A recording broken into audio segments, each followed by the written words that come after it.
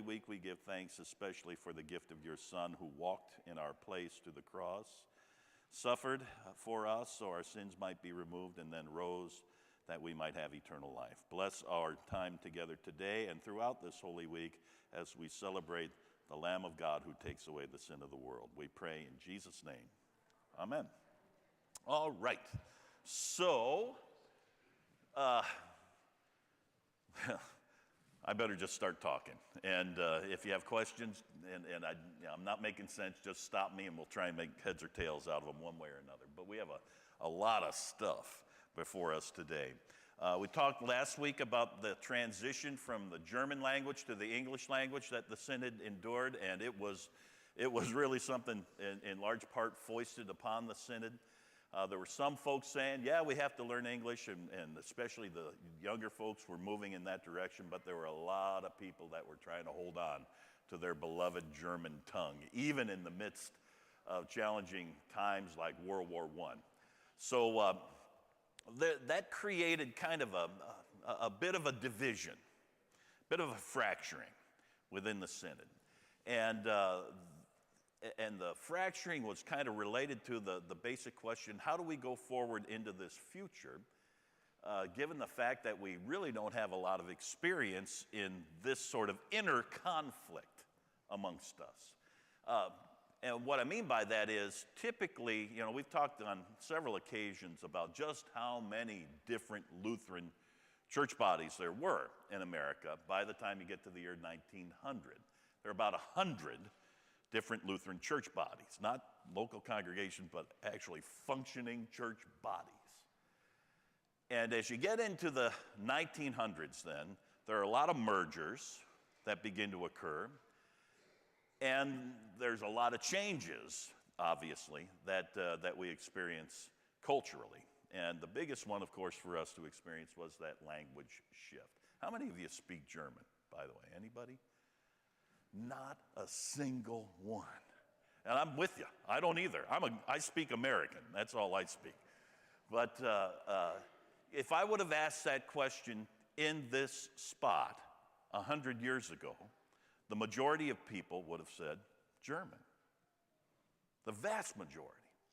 Now that's a pretty big shift to experience. Pardon? Pardon?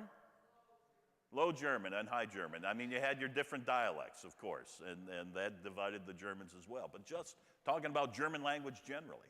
So this was a huge shift for the Synod to experience.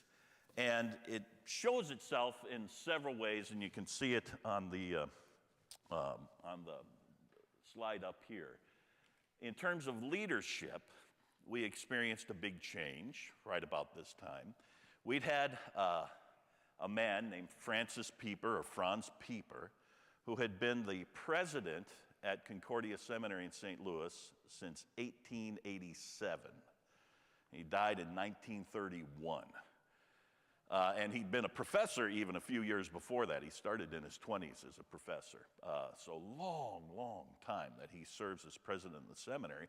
But also in the middle of all that, he served as president of the Synod from 1899 to 1911. And there was this kind of tradition that the president of the St. Louis Seminary should also be the president of the Synod. But things were different by the time he got to 1900. The Synod was so big and the demands were so great, the poor guy had 3 nervous breakdowns in 12 years as president of the Synod. At which point he said, I think I'll give that up and just go back to teaching, and which was probably a wise thing. And after he finished his presidency, he was succeeded by another German immigrant, a man by the name of Friedrich Pfotenhauer, who then served as Synod president from 1911 to 1935, 24 years as Synod president. And Pfotenhauer, I read all their mail, or as we like to call it, we historians like to call it research, but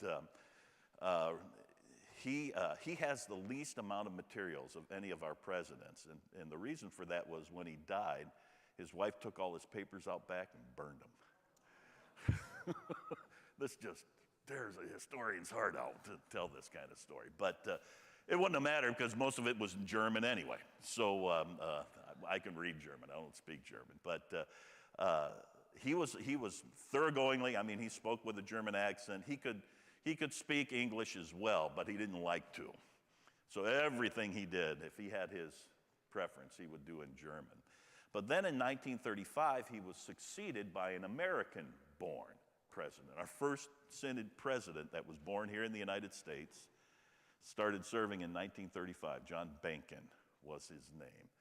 And Benken served from 35 until 62, so 27 years as synod president. And you think about it, between Pfotenhauer and Benken, you're looking at more than 50 years, two guys serving as president for just two guys for more than 50 years. Amazing. And I'm always thankful. Did I tell you the story about John Benken and my family? He introduced my grandparents to one another. So I, humanly speaking, owe him my life. He actually did their marriage ceremony. And then he got my dad his first position teaching at Concordia River Forest, where my dad met my mom. So I owe Benken my life 2 times over. I think very highly of John Benken for that reason. 3, what's the third? Oh, and then we met in River Forest, so how could I forget? That's right. So we don't, I mean, that shows you. We don't have an English as first language president in the Missouri Synod until the year 1935. It's amazing. So Pieper, who's also a German, he's Pomeranian, he dies in 1931, so that leadership transition occurs over the next few years, and Benken takes over. There's another person we'll look at here very shortly who emerges as a significant leader within the Missouri Synod, who really pushes hard for the use of the English language as well. His name is Walter Meyer, and he becomes a speaker on the Lutheran Hour, and world famous in very short order. Like I said, we'll look at that shortly. So big leadership transitions. And secondly, we've already talked about the language transition a little bit, but one place you see that transition in a very concrete way is in the name of the Synod. And I mentioned last week that in the midst of World War I, 1917, we dropped the word German from our name. You know, we had been die Deutsche Evangelisch-Lutherische Synode von Missouri, Ohio, Nordrhein-Staaten, and we dropped the word Deutsche, but we still said it in German, which just cracks me up, you know. We'll drop the word German and no one will notice as we say this in German, you know, kind of thing. Well, it didn't work. So finally, in 1947, at our centennial Synod Convention, which was held in Chicago, we changed the name of the church body from the Evangelical Lutheran Synod of Missouri, Ohio, and other states to the Lutheran Church M-Missouri Synod. And if you take nothing else away from these last weeks we've been together, the T in the is always capitalized. Wherever it shows up in a sentence, doesn't matter. The Lutheran Church Missouri Synod is always capital T, the. All right? That's all I care about. Everything else you can forget. You remember this. And if you get that wrong in my class, you fail the whole class. Don't care what else. Yeah, right. So we become the Lutheran Church Missouri Synod in 1947, shortening it from the much longer name that we all know. As that's happening, on your handout, I put this picture of a graph or some statistics. And it's hard to read, I apologize for that, but it's kind of to me, a very interesting snapshot of the growth of the Missouri Synod, as you see, since 1886, so at just about our 40th anniversary. You can see how things are developing up through 1922, so at our 75th anniversary, 100 years ago. By the way, our 175th anniversary as a church body occurs on Tuesday, April 26th. So just a few weeks away, a little more than 2 weeks away, we'll celebrate that 175th anniversary. But this comes out of a book that was published every year by the Synod called the Statistical Yearbook. Had a number of names, but that's what it finished as. And we would publish this every year, kind of keeping track of how things were developing.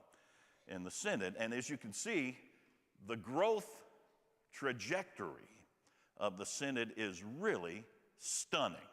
It's just going up, up, up, up, up, up, up, until you see that little dip, not a little dip, pretty significant dip, right about the year 1917-18. And that's the reaction against us being die Deutsche Evangelische Lutherisch, the German Evangelical Lutheran Synod. There's this significant drop, particularly, not in congregations, and maybe I ought to point out some of that stuff, but in schools. So, on this, as you're looking at yours, you can see congregations keep growing. Number of pastors keeps going up. There's some little dips and that kind of thing. But this line here is schools. And the vast majority of our schools used the German language exclusively. And the result is any number of them were forcibly closed for un-American activities. So they came in, ran the teachers out. I think I told you the story last week in Emmanuel and Terre Haute. They threatened to tar and feather the teacher for his un-American activities, which were teaching the children in the German language, which was the only language the teacher knew. And he wasn't un-American. It was just any kind of use of German was seen as problematic. And so you have those kind of dips. So that's the big stuff. I mean, more congregations than there are pastors. That's pastors there. Schools here. And then a relatively significant gap between what you see there and then below it. Now, as you get down farther, just a couple of things real briefly on this, because I find them very interesting. Here, again, it's hard to read, and I apologize for that, and hopefully you can kind of see it on your handout. It says pastors teaching. Most of the pastors were teaching, at least to a certain degree, in the schools at the congregations they served. Okay? And that was kind of their day-to-day work, if you will. I mean, of course, they're visiting the sick and, visiting shut-ins, that kind of thing. But the sort of office activities and week-to-week activities we think of today as part of our congregational life weren't what you did in 1915, 1920. Typically, the church building itself, and if you've been to some of these older church buildings, that's all there was, right? There's the building, maybe an undercroft. It would open for service on Sunday morning, hold your services, have confirmation instruction in the afternoon on Sunday because folks were coming in from the farms and so forth. And then at the end of the day, you closed it down and it didn't open up until the next Sunday. And if anything went on day to day in the life of the congregation, it wasn't in the church proper, it was in the school. All right? And that's where the pastors are. Many, not all, of course, but many of the pastors are. They're teaching in the schools. In fact, as you see it here, there are more pastors teaching, that's that line, than there are teachers. That's that next line down below pastors teaching. Yeah, sorry, it's kind of messy and hard to read, but there's pastors teaching, there's teachers. Now you can see the gap is closing, right? And as you get to around World War I, it's pretty much overlapped. But most of our pastors were teachers. In fact, almost all of our vicars early on were teachers. I've gone through the records here in our seminary at least, and the requests for vicars are over and over again, we need somebody to teach school. And that's what they do for a year. Now, or 2 years. In the case of my grandfather, Alfred Brast, he did a 2-year vicarage in Connecticut in the late teens, and that 2-year vicarage was specifically teaching school. Now, when he did that, he didn't have to. Vicarage was not a requirement in LCMS pastoral formation until 1932. We passed a rule then that said you had to have a 12-month vicarage. Sorry, guys, but vicarages are great, right? But we didn't have that until 1932, and you know the reason we did it? We had too many candidates, and so we needed to slow down guys going out into the ministry. And how do you do that? Well, you make them do a vicarage for 1 or 2 years, and you make them teach school. And then that just became part of our process. But that gap, as I mentioned, closes. And then there's some other things there, but for the sake of time, I get bogged down in this. I find this to be fascinating. Just, again, a nice snapshot. Now, when I say teachers, you were probably thinking what we typically would have as teachers today, right? But teachers here means men only. And down here, right at the bottom, can you read it? Lady teachers. This innovation of women teaching in school. And that only happens officially beginning in the early 1900s. Now, of course, it was happening before that, unofficially. But the Synod finally gave in and said, okay, we'll recognize the lady teachers in the first decade of the 20th century. So you get that nice little picture, and it just, again, it kind of underscores the shifts that are happening. And one of the outcomes of this shift, or these shifts, is that the Synod finds itself in kind of a new and unusual situation. More numbers, and I'm not sure if I put these on your handout or not. Did I? I did not. I mentioned mergers, and the top left group you see up there, the ULCA, means United Lutheran Church in America. It was founded in 1918.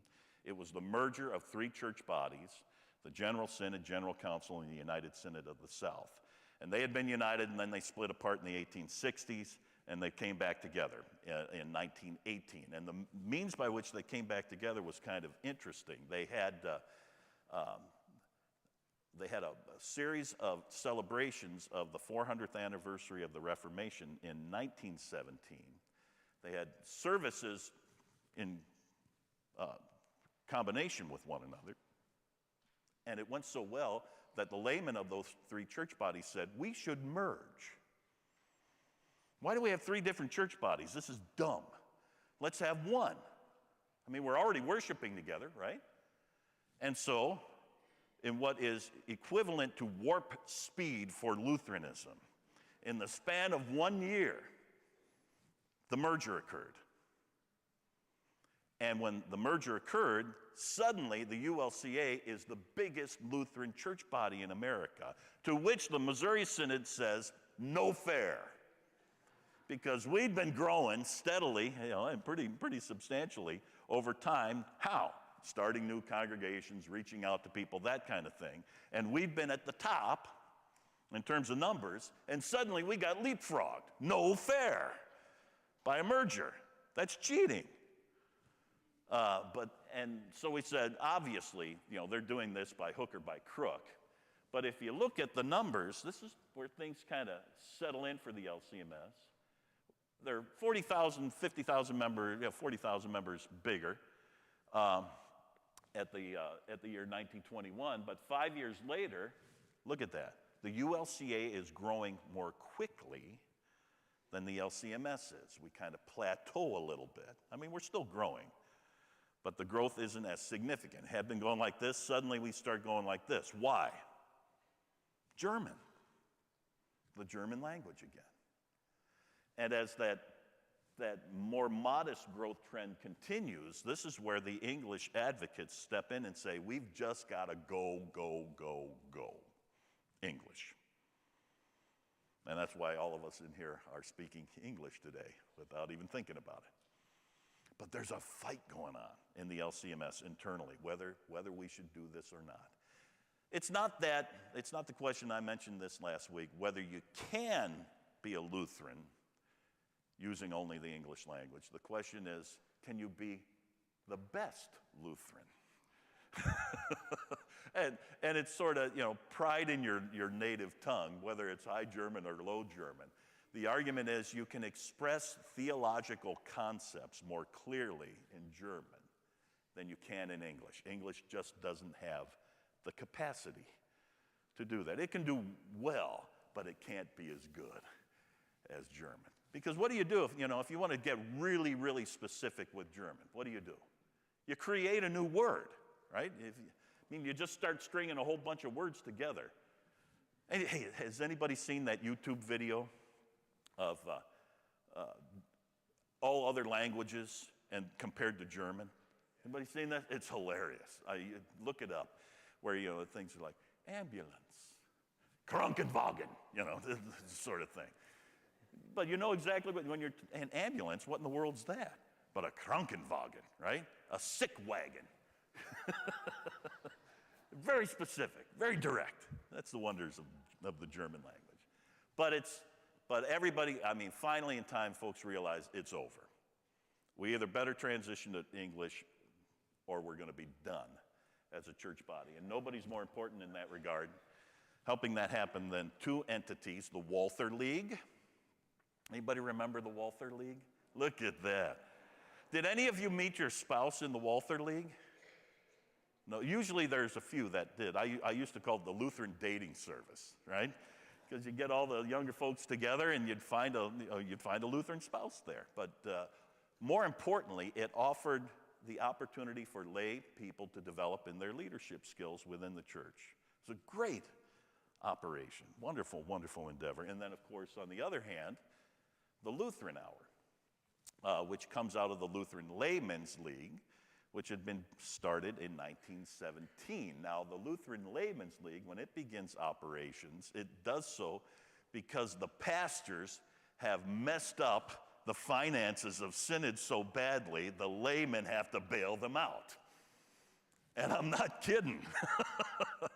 We were in profound debt. And a group of 12 laymen in Milwaukee got together at the convention in 1917 and said, let us take care of this. And they did. They fixed the synod's finances. And once they did that, they said, maybe there are other ways we can support the synod in its mission and ministry. And the most important thing they did was to come up with the Lutheran Hour. The Lutheran Hour speaker, from its inception in 1930 until his death in 1950, was Walter A. Meyer.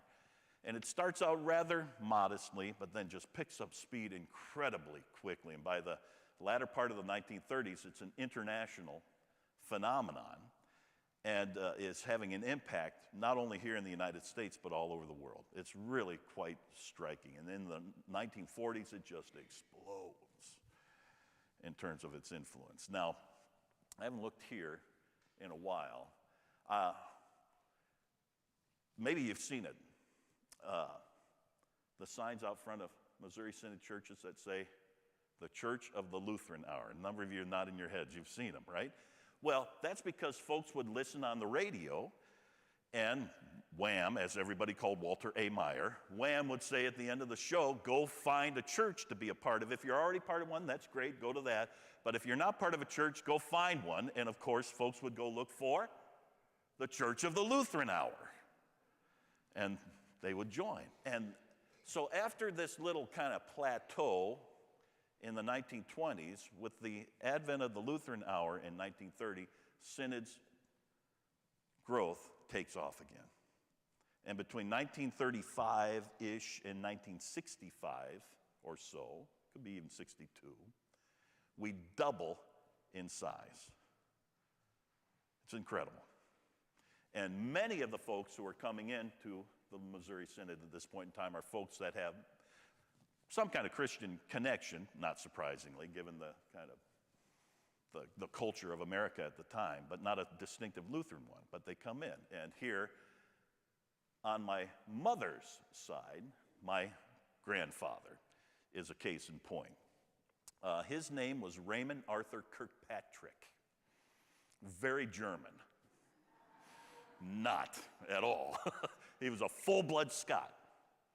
Full-blood Scotsman. Even though he was born here in America, his parents were both full-blood Scots. And as he was growing up, didn't really have a significant church connection. I always assumed, for years, I assumed he's Scottish, he must be Presbyterian, right? That's just the way it is. But he was actually, if they had any affiliation, it was with the Salvation Army, right? Hit that drum, right? The band playing. And so he meets my grandmother, Edna Kubitschek, who's Bohemian, and probably Kopacek in its original spelling, but anyway, Kubitschek was how it was pronounced. And she says to him what? We're not even dating until you become a Lutheran. And he says, what's a Lutheran? And so she says, well, come and see. So she takes him down to our familial home parish, Concordia Lutheran Church on Belmont Avenue in Chicago. And there the pastor, all the services are still in German in the late 1920s when they first meet. But he teaches my grandfather in English, the catechism. And my grandfather hears the gospel and loves it. This is great. This is fabulous. So he's a pipe fitter. That's what he did his whole career in the city of Chicago. And one of my prized possessions is his catechism that he put this very heavy cover on, and he would carry around in his pocket while he worked, and during his breaks he would pull out his catechism and study it. And he did that his whole career. This guy knew the catechism way better than anybody I've ever known, including me. I mean, he knew all the questions and the Bible verses and all that. He knew all that stuff. He loved it. What he didn't love, however, was German. So he was baptized. He hadn't been baptized as a Salvation Army person, so he was baptized as an adult. He and my grandmother married, but at their marriage, they had already informed the pastor, it's not going to work here because she didn't speak German meaningfully at this point either anymore, and he didn't at all. So they instead transferred their membership to an English district congregation in the Chicago area, Our Savior's in Norwood Park. And that's where then they raised their family. But he's a great example of this new kind of Missouri Synod Lutheran. Well catechized, loved the theology, but he didn't want to do German. And he in fact, they would get into fights. I shouldn't tell this story, but it's too late. We'd go into Chicago. They lived on the north side for Thanksgiving and that kind of thing. We lived out in DeKalb, and there would always be some kind of argument between the two of them. Not a heated one, but just a difference of opinion, shall we say. Because they were, he was full-blood Scot, and she's a German, right? So they're cheap beyond belief. And I have all this, I have the record books of the household where my grandmother kept track of every penny that came in and every penny that went out over the course of their more than 50-year marriage. I mean, every penny is there. I can find when she gave me money. And it's like, I don't remember that, but she did. And they would budget for for the wine for Thanksgiving dinner. And my grandpa would say, well, we finished off that bottle of wine. Why don't we open another one? My grandmother would say, no, we did not budget for that. And he would say, the discussion always terminated the same way. He would say, Edna, the difference between we Scots and you Germans is that we Scots are frugal and you Germans are tight. So those differences remained to the end. They were delightful people. I love them dearly. But they sat down every Sunday and listened to the Lutheran Hour, as did my dad's family. And my dad, the son of a pastor, they went to church every day, but then in the afternoon they had to listen to the Lutheran Hour. And it drove my dad crazy. He complained about it to the day of his death almost. I hated having to come back after I'd been to church 2 times in the morning, I had to listen to Lutheran half hour in the afternoon. But it created this very strong identity among them. And it did lead to a significant, as I said, growth in the Missouri Synod. Now, this is impossible to read. It's more to give you an impression than anything else.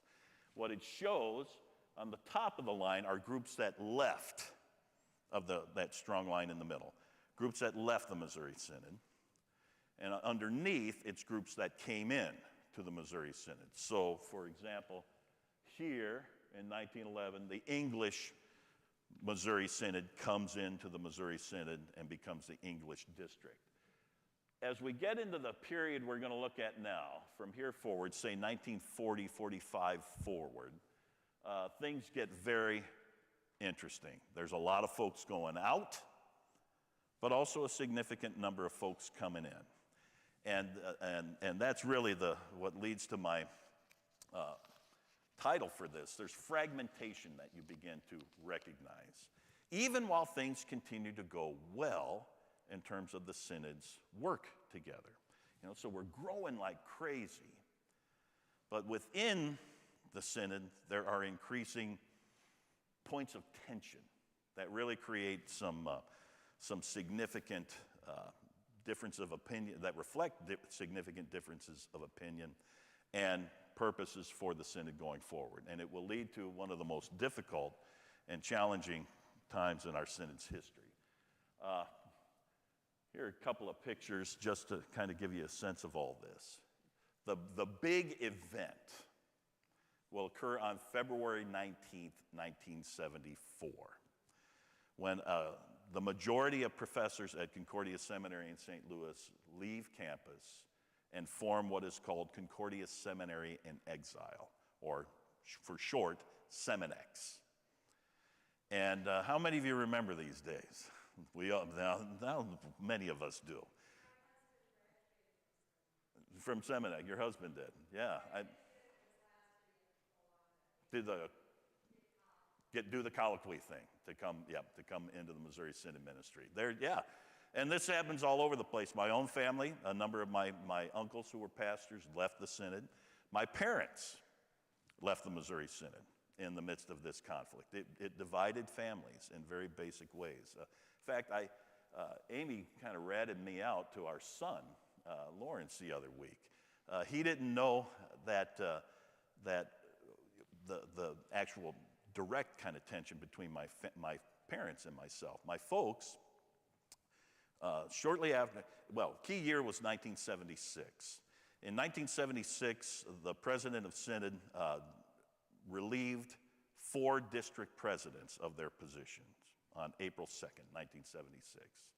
And this acted as a trigger for a significant group within the Synod to begin the formation of a new church body called the Association of Evangelical Lutheran Churches, the AELC.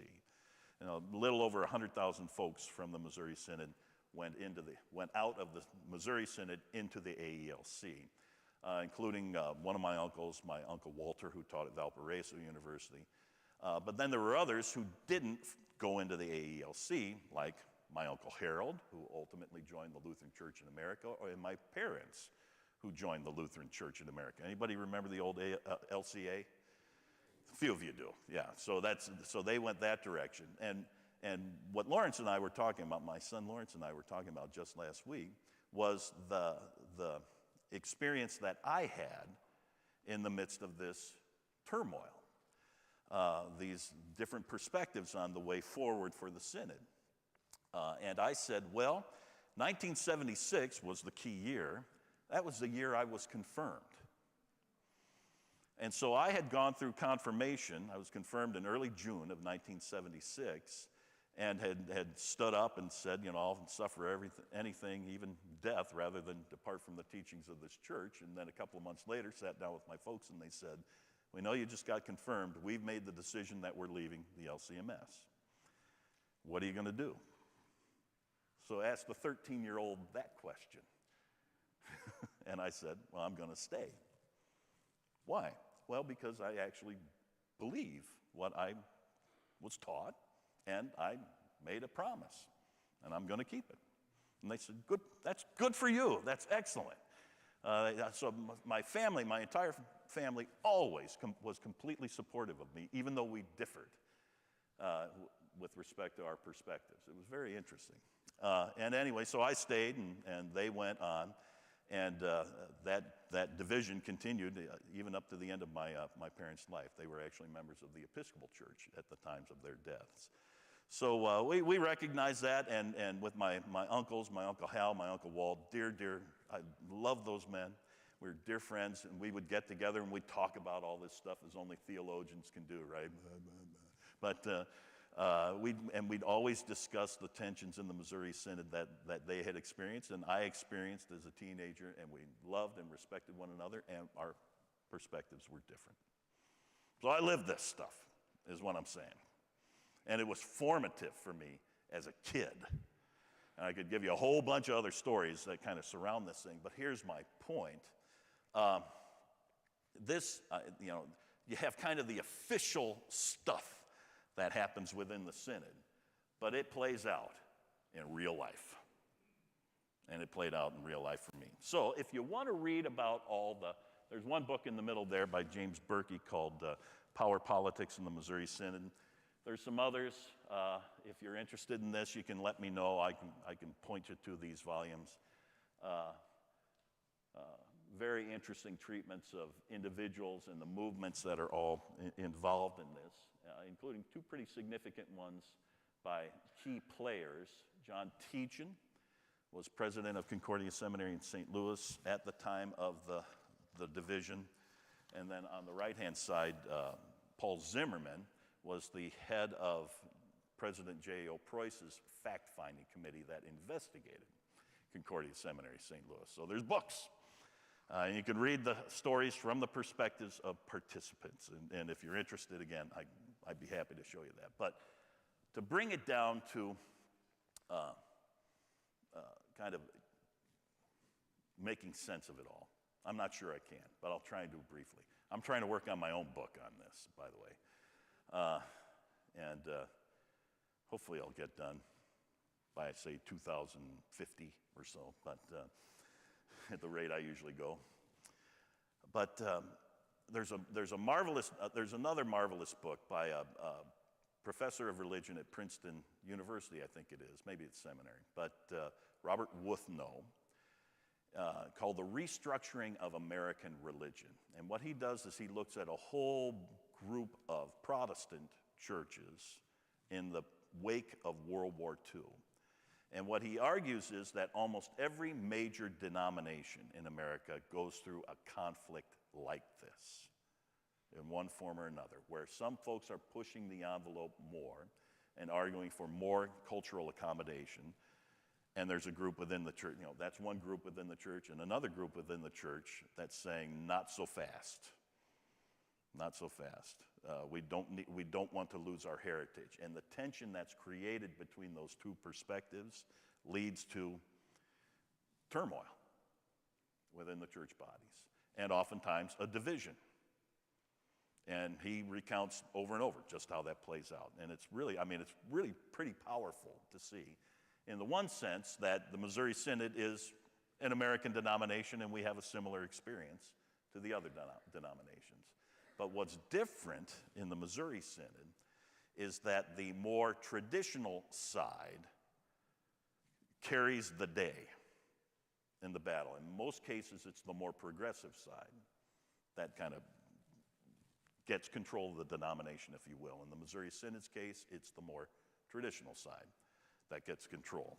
And that battle is played out largely between two men in this really compressed period. And there's a lot more to this than I'm going to share here, and I apologize for making it so brief and just a basic overview. If you have questions, let me know. I'm happy to chat through it. But on the one hand, you have John Teachin, that's the man on the left, who is elected president of Concordia Seminary in St. Louis on May 19th, 1969. And J.O. Preuss, Jacob Ottoson Preuss, so that's why everybody calls him Jack. Jack Preuss, who's elected president of the Synod on July 13th, actually, 1969, Saturday, July 13th. And these are the two most high-profile positions within the Missouri Synod, the president of Concordia Seminary in St. Louis and the president of Synod itself. And within this context, you have you've set up two sides that are going to battle it out to see who comes out on top, for all intents and purposes. Now, the way that happens is really interesting, which is the historian's way of saying there's a lot of stuff going on. And typically, what you'll find have as kind of a summary statements regarding this is that the more traditional / conservative side, they call themselves conservatives, and the more on the one side, with Jack Preuss as their leader, and the more progressive group or moderate side, with John Teachin as their leader, and that's what they call themselves, moderates. They'll each accuse the other of playing politics. Well, it was mainly a political movement kind of thing. Well, both sides played politics, and both sides had very strong convictions, theologically speaking. One thing is you have to recognize both of those. They were very different, those convictions, those theological convictions. And how to discuss those differing theological convictions, we didn't know how. And I would say in a lot of ways we still don't know how. And so we revert to politics, which becomes getting enough votes to get the bad guys out, whoever the bad guys are, right? Because you're always wearing the white hat, and it's the other guys who have black hats on, right?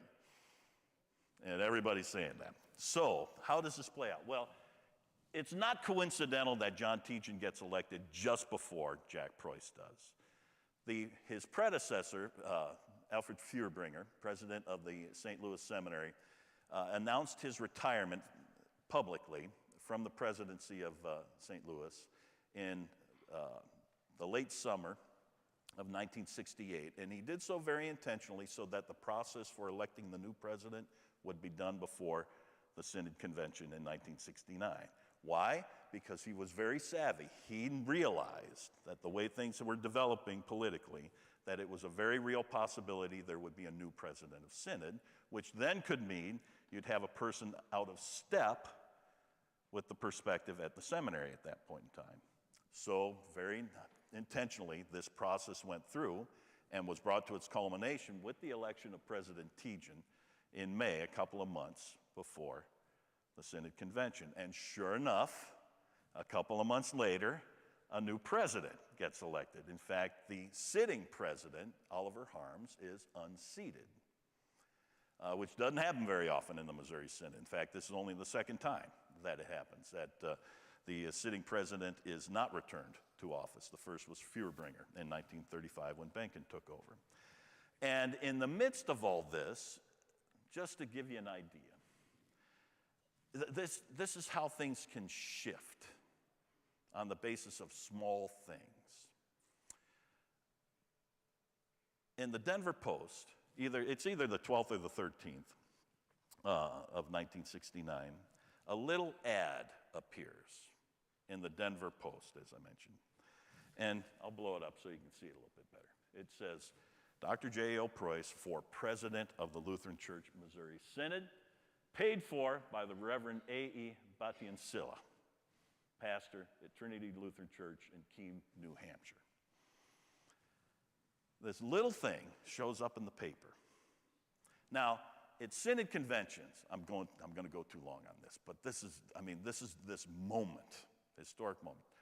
President May, were you at the 69 convention? No. Was anybody here at the 69 convention in Denver? No. I have a recording of it if you want to listen to the highlights. But so this little thing appears in the newspaper, and the way the Saturday at that point in time convention program plays out is the first person always to speak formally is the president of Synod. So Oliver Harms is the first person to speak, and he gives his speech as president of the Synod, and he speaks as eloquently as he always did, and very forward-looking, and just a wonderful man by every account. Then he's followed by for lack of a better way of putting it, the chief administrative officer of the Synod, a man by the name of Walther League. Everybody called him Pat. And League gets up, and he goes off script. So he has his report, his written report, right? And typically you just read the report, which is very exciting, right? Well, he makes it exciting by going off script. And in it, he castigates the right wing of Synod, the conservatives, the traditionalists, for politicking. And he points to this appearing in the newspaper. We've never seen anything like this in the history of our Missouri Synod, where you have a man very purposely being run for office. Well, I can tell you, Yeah, we did. All the time. But not with something in the newspaper. So why did this happen? Well, this pastor, Batti and Silla, he wasn't even at the convention. He just put it in there as a joke. He thought it would be funny, right? Put this in there. He was a student of Jack Preuss's. He loved him. He thought he'd make a good president, so he put it in there. Little did he know then that Pat Wohlbrecht would get up and point to this and mention Jack Preuss by name, that this person is being run for office. Well, now Jack Preuss has been mentioned by name, and he asks for permission to speak to the convention since his name has been brought up. And Oliver Harms, being a very fair man, says, of course. So Jack Preuss gets up and he says, I couldn't agree more. I'm against politicking. This is not what we want our synod doing. It's not healthy. It's not helpful. And he gets, everybody gives him a rousing ovation for this, for saying it. And then immediately, what's the next thing that happens? Balloting for president. Now, we used to have what was called a primary ballot. Today, we do our nominations from the congregation, send them into the Secretary of Synod, et cetera. Back then, it was all done at the convention through 1969. This is the last time, as a matter of fact. And so, you'd open up the floor for nominations for the president of the synod, and you get all these people nominated because you'd say, I'm going to nominate Charles. That'll be fun, But you would be nominated, And so you'd have a big, long list. Then out of that, you'd put the primary ballot to the convention, and if anybody got 75% of the vote on the nominating ballot, they were declared president. And most of the time, that's what happened. But in this case, it didn't. It was a divided ballot. So then it gets kicked into the regular election process, right? And then you have first ballot, second ballot. And so when Harms is not elected on the primary ballot, people aren't particularly surprised. You have the first formal ballot, and there's still not an election, and people go, uh-oh. And on the second ballot, what is it, the second ballot? Maybe it's the third ballot. It goes a little ways down. I think it's the second ballot after the primary ballot. Jack Preuss is elected president, and people are stunned. But what it shows is how divided the synod actually is. That you would unseat a sitting president who was doing, by all accounts, a fine job and was a wonderful man. He had been pastor at Trinity in Houston, was pastor to a number of my aunts, and then became synod president. But he's unseated. Jack Preuss is brought in as president. There's obviously going to be conflict regarding this right from the get-go, and it continues. So are things a little weird? You better believe they're weird. But my point is, you see, this is symptomatic of the divisions that are already present in the synod. And they become pronounced with the fact that you have two such strong personalities and capable personalities in John Tejan and Jack Preuss. So, to make a long story short, because it's already 10:09, good grief, all right. The conflict accelerates. It really does become located in the two men particularly. There's a fact-finding commission that's appointed to investigate the faculty at Concordia Seminary, St. Louis. And ultimately, we find ourselves on February 19th, 1974, with the faculty majority leaving the campus. They are relieved of their positions by the Board of Control. And so the students get together and put crosses in the quad. If you've been to the seminary campus, you recognize the place, with the names of the professors that have been fired, which is what they were, on those crosses. They put them in the quad, then they march through the Walther Arch and board it up with the words Exile, and then march off campus in a really very striking action But then I always teased my uncle about this. Then immediately after, they went back onto campus for lunch. Got to eat, because it's all about 11 o'clock. So folks are hungry. Then, as I said, we end up with a formal division in the Synod in 1976 with the formation of the new church body, the Association of Evangelical Lutheran Churches. The AELC becomes really the catalyst in Lutheran unity activities in the late 70s and then through the 80s. They're the ones who make the call for the merger of the Lutheran Church in America, the American Lutheran Church, the old ALC, and the AELC. And those three come together and form the Evangelical Lutheran Church in America in 1988. And when it's formed, it is by far and away the largest Lutheran church body in the United States. The ELC at its peak had about 5.2 million members. And Missouri at its peak had about 2.8. We reached our peak in 1971. And since then, we've been in decline. I'll show you that here visually in just a second. But what it shows was, again, the impact of these different perspectives within the Synod about what direction we should go. And there was this kind of, I'm going to speak a little freely here and hope you understand me. There was this sort of, I don't know, nostalgic thinking. That's I think as charitably as I can put it. That if those people, those problematic folks would leave and join the AELC and go somewhere else, then everything would be perfect in our church body. But the problem that remained was us, who had not learned how to have a meaningful conversation with one another when differences arose. And so, to me, I usually picture it this way. You know, remember when Martin Stephan was being rowed across the river a few weeks ago? And the people are all standing there on the west bank of the Mississippi. There go all our problems, you know. Bah, you horrible person. Now things will be perfect. And they got worse for a couple of years, and then things got better.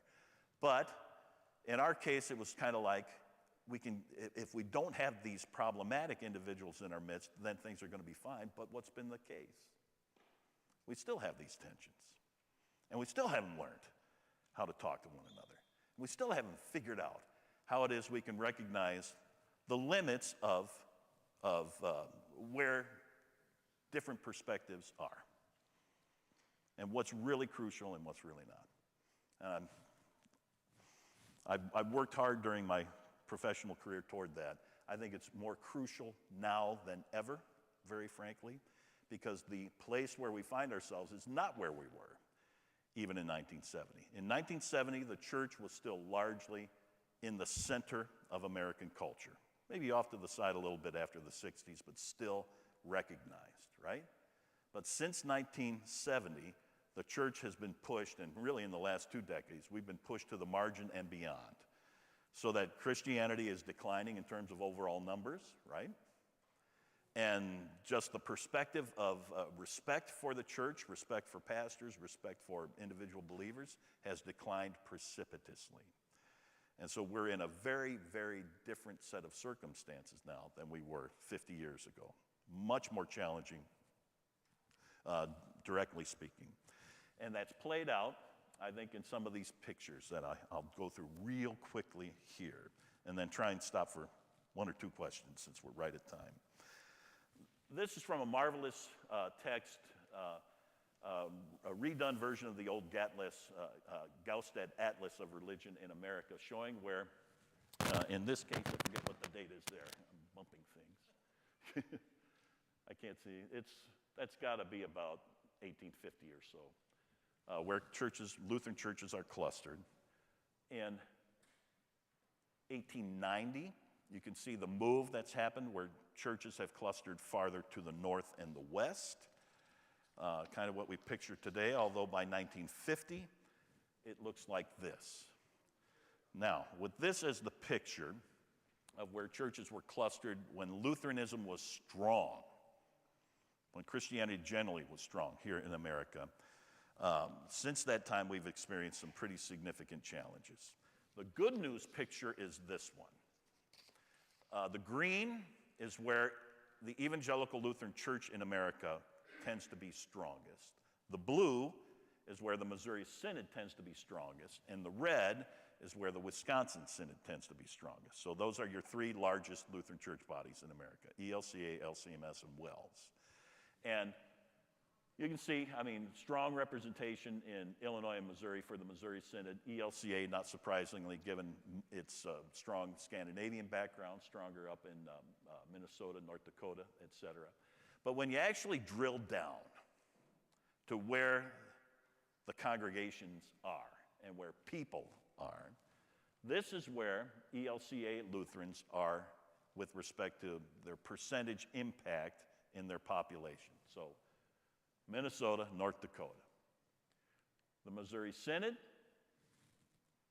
scattered around the Midwest, but upper, Great Plains and upper Midwest. The WELS, not surprisingly, in Wisconsin, to a lesser degree in Minnesota and South Dakota. And Lutheranism as a whole, again, in the upper plains. All right? Now, are these growth areas for population? No. And in the case of the Missouri Synod, we're 95% white, and the ELCA is 96% white. So demographically speaking, we are in a challenged group area as well. I'm going to skip that just for the sake of time. Here, again, visually speaking, is a picture of Missouri Synod growth and then, more recently decline. And you can see that we peaked right about 1971. Our highest year for baptisms was 1959, and then we peaked in terms of confirmed membership in 1971. Is there any coincidence there? 12, 13 years later, right? None. Since then, our picture has been one of decline. But that has been very difficult for us to adapt ourselves to thinking. So much so that in our statistical yearbook, for years, we had a page, you can't read it here, but I'll tell you what it said. It said 2 decades of growth. So it would show how much we grew over the previous 2 decades.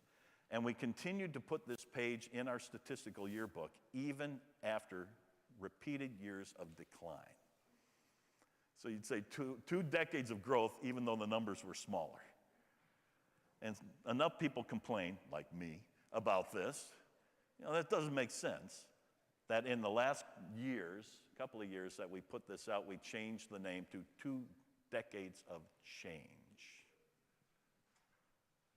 Well, that's where we are. In fact, 5 decades of change at this point in time. So with that as our reality, with that as the basic challenge that faces us, what do we do? Well, here at Emmanuel, we are incredibly blessed. We have wonderful pastors. We have incredible people. You have a dedication to Christ and his mission that is just inspiring, very, very frankly, and a wonderful place to be a part of. And that goes on. You look at the bigger pictures, you look at denominations, you look at the institutions and the like, they struggle. But the place where God is at work, doing his work, making sure the gospel is proclaimed, his sacraments are administered, people are being born into the faith and nurtured in that faith, is right here. And in plenty of other places, of course, around Fort Wayne, around the United States, and of course throughout the world. And for that, we give thanks. So what do? We be faithful in proclaiming Christ and his word. That's what we do. Because these things go up and down. If anything shows you, the last few weeks should show you that it's never static, right? It's always in motion. And I would like things to be very staid and predictable, but they're not. It's not how life is. So instead, in the midst of these sorts of challenges, we do what? Well, we'll take some words from our first president as our closing. CFW Walther, when the synod was just a dinky little thing, said, "Let us above all and in all matters be concerned about this, that the pure doctrine of our dear evangelical Lutheran Church may become known more and more completely among us, and that it may be in vogue in all our congregations, and that it may be preserved from all adulteration and held fast as the most precious treasure. Let us not surrender one iota of the demands of the word. Let us bring about its complete rule in our congregations and set aside nothing of it." Here, let us be inflexible. Here, let us be adamant. If we do this, we need not worry about the success of our labor. Even though it should seem to be in vain, it cannot then be in vain, for the word does not return void, but prospers in the thing whereto the Lord sent it. By the word alone, without any other power, the church was founded. By the word alone, all the great deeds recorded in church history were accomplished. By the word alone, the church will most assuredly stand also in these last days of sore distress to the end of days. Even the gates of hell shall not prevail against it. It was true in 1848. It's true today. So thanks be to God, who is faithful. He doesn't change. Thank you for your attention. Any questions quickly, since somebody talked too much this morning?